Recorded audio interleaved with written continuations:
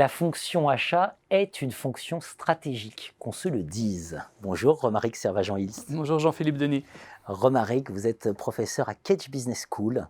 Vous êtes membre du laboratoire ECUP CRG. Vous avez soutenu votre thèse de doctorat à ECUP CRG. Hein, exactement. Deux articles dans la Revue française de gestion.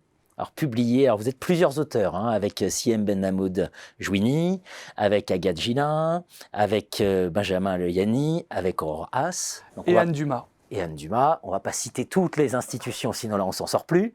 Mais le point commun quand même, c'est ce postulat de départ.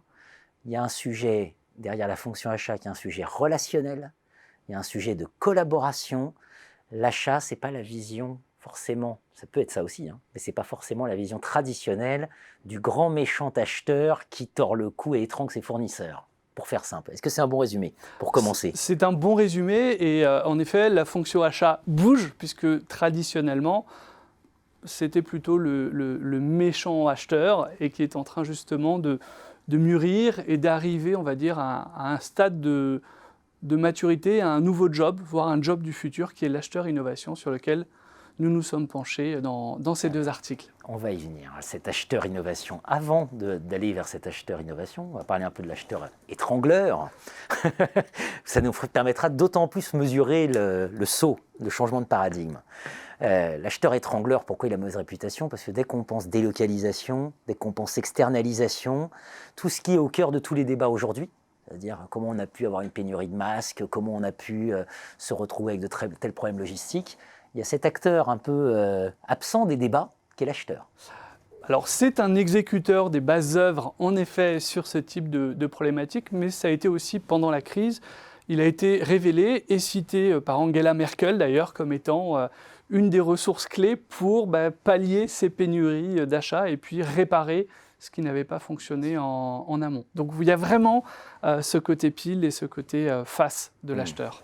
Côté pile, côté face. Et évidemment, il n'est pas responsable de tout. Ce sont des stratégies d'entreprise aussi au plus haut niveau qui sont prises et qui décident d'externalisation, par exemple. Voilà, et c'est ça qui est intéressant aujourd'hui, c'est que l'achat est en train de changer de posture et de position dans l'entreprise pour un acheteur plus stratégique et en fait pour travailler un peu plus justement avec les décideurs de l'organisation pour essayer de faire les bons choix, de savoir est-ce qu'il faut externaliser, ne pas externaliser, comment externaliser au mieux. Et d'ailleurs, on a vu dans un certain nombre de papiers qu'à partir du moment où on se pose la question de faut-il externaliser, on externalise beaucoup moins. Alors qu'à partir du moment où on a pris la décision, on y va.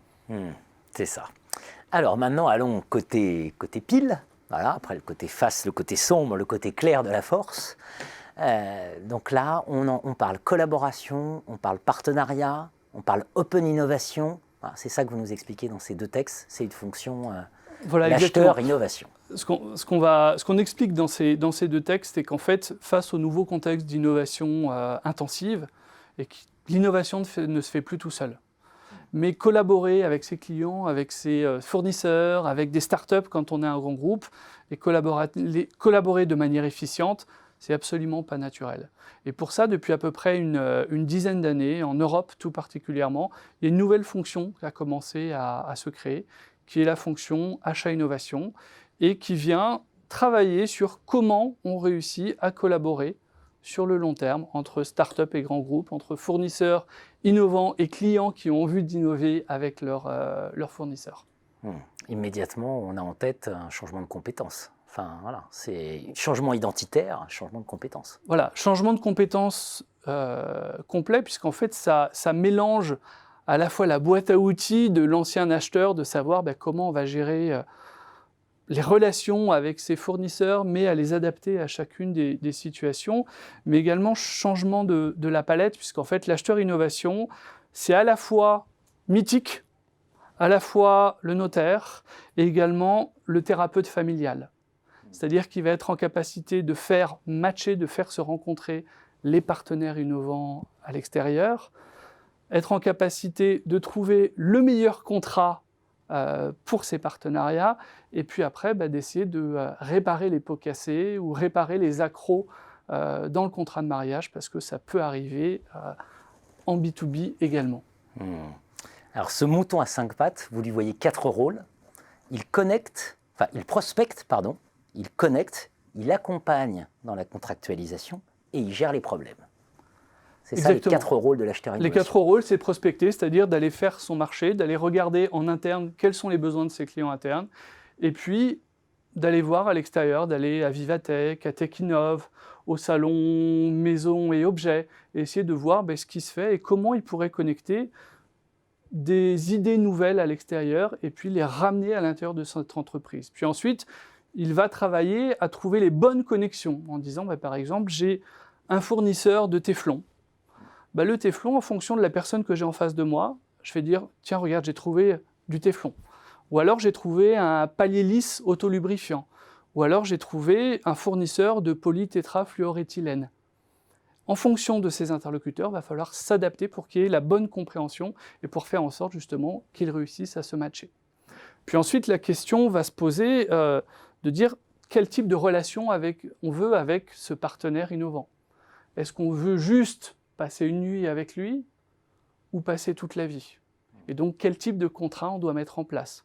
L'idée, c'est que ce n'est pas forcément toujours un contrat relationnel. Parfois, un coup d'une nuit peut être suffisant et performant, mais à ce moment-là, il faut que le contrat soit clair pour les deux parties pour que ce soit performant. C'est un contrat spot. Voilà. Dans certains cas, c'est quelque chose qui est imaginable. Mais l'idée, en fait, c'est de pouvoir s'adapter à chaque situation et aux envies des uns et des autres pour que ça matche également d'un point de vue contractuel entre cette start-up et ce grand groupe qui souhaite innover ensemble, ou ce fournisseur qui a envie de proposer quelque chose de nouveau à son client historique.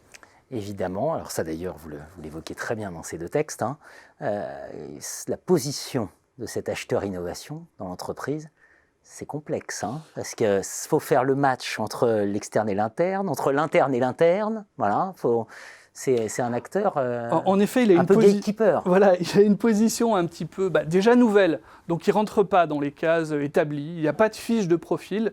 On propose dans cet article, dans le premier article, un peu la première fiche de profil de l'acheteur innovation, et en fait, il se retrouve entre 2 mondes, entre celui de l'innovation et celui de l'application, entre le monde de l'innovation, le monde des achats. Et en fait, il est le gentil chez les méchants, le méchant chez les gentils. Dans le monde de l'innovation, c'est lui en fait qui va aider les innovateurs ou les forcer un petit peu à cadrer la relation et à se poser les bonnes questions avant de sauter sur la start-up innovante, dire non, si on y va avec eux, il faut y aller de manière cadrée et adéquate. Donc en fait, il va ralentir l'innovation et il va passer pour le méchant de service. L'empêcheur de penser en rond. Faire en sorte que la relation soit la plus durable possible. Et vis-à-vis des acheteurs, en fait, il va représenter un peu le monde des bisounours et le côté de l'innovation, à dire on veut collaborer, mais collaborer, c'est bien beau, ça coûte de l'argent, et en collaborant, on n'arrive pas à atteindre tout le temps des objectifs de réduction de coûts ou d'augmentation du cash à court terme. Collaborer, ça demande du temps. Il faut le temps de prendre son temps et de construire une relation.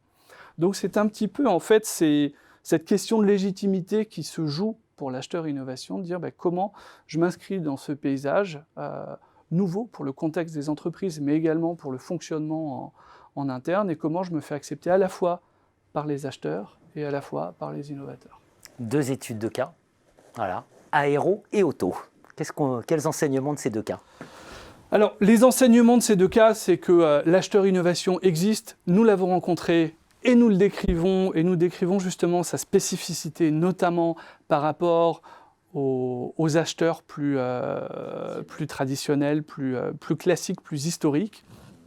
Et d'autre part, autre chose qui est intéressant pour toutes les entreprises en fait, qui veulent se déployer dans l'innovation collaborative et en faire autre chose qu'une belle plaquette, on a travaillé sur comment se forge cette nouvelle fonction, comment se forge l'identité de cette nouvelle fonction, comment se met en branle toute une communauté de pratiques à l'intérieur de ces entreprises multinationales, multidivisionnelles, donc avec des enjeux technologiques, business qui sont un peu différents, de voir comment finalement tout le monde va travailler ensemble, va réussir à s'aligner et va surtout réussir à s'engager et faire qu'on passe d'un réseau d'innovateurs collaboratifs, des acheteurs et innovation, à une communauté avec un imaginaire commun et passer un peu d'individus qui sont dans un réseau à du un pour tous, tous pour un. Un pour tous, tous pour un. Vous évoquez l'alignement, l'imaginaire et l'engagement. Et c'est ça qu'on a vu justement dans nos études de cas, c'est qu'en étudiant les trajectoires chez Aéro et chez Auto, des deux communautés de pratique d'acheteurs innovation qui se sont montées à peu près en même temps, c'est que l'imaginaire commun était finalement la clé à passer d'un modèle d'alignement à un modèle d'engagement des individus. C'est-à-dire que dans le cas notamment d'Aéro, où on commençait avec un alignement par une boîte à outils qui était fournie à tous les acheteurs innovation, des processus, un réseau social d'entreprise, très encadré, c'est à partir du moment où ils ont commencé à faire un benchmark commun et à décrire chacun ce qu'il faisait, chacun quelle était sa définition de l'innovation, s'apercevoir quelles étaient les problématiques finalement qui étaient très très communes les uns aux autres, donc à se créer un imaginaire commun, de dire mais finalement l'autre acheteur d'innovation, il est un petit peu comme moi. Et bien à ce moment-là, on a réussi à générer cet engagement de chacun. Et chez Auto, en fait, cet imaginaire commun a été créé dès le départ par un benchmark, par le même type de rencontre, et l'engagement s'est fait en même temps que s'est créé l'alignement. Donc on va dire créer cet imaginaire commun, de discuter, donc d'être en collaboration, non pas uniquement avec les parties prenantes internes et les parties prenantes externes de l'organisation, mais aussi entre soi. C'est ça en fait qui fait sens et qui emmène dans une communauté de pratique et un engagement de tous. 2 articles dans la Revue française de gestion, numéro 282 et numéro 287. Vous êtes aussi l'auteur d'un ouvrage, Dynamique de la co-innovation, chez ISTE, Wiley. Voilà. 2e ouvrage, Collaborer pour innover. Hein. Là, vous êtes en collectif, il me semble. Voilà, avec Gustavo Pierangelini et Hugues Poissonnier. Voilà, pour aller plus loin, mais un domaine de recherche à creuser absolument. Dans une relation, on apprend et on s'enrichit, si je devais mutuellement. Résumer. Mutuellement. Merci Romaric. Merci Jean-Philippe.